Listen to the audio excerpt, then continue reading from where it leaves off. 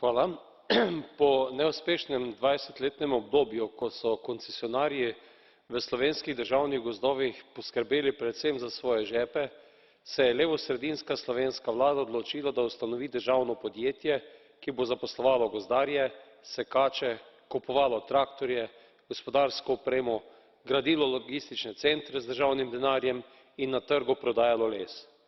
Ustanovitev podjetja Slovenski državni gozdovi je velika nevarnost za sistemsko tveganje, ko bo poslovanje državnega podjetja pod vplivom interesnih skupin, medstrankarskih bojev in ponesrečenih kadrovskih rešitev, hkrati pa se pojavlja nevarnost za sistemsko korupcijo.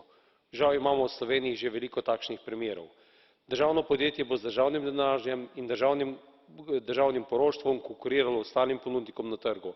Država tako stopa na tanek led vmešavanja v prosti trg na področje konkurenčnosti in se tako lahko znajde pod drobnogledom Evropske komisije.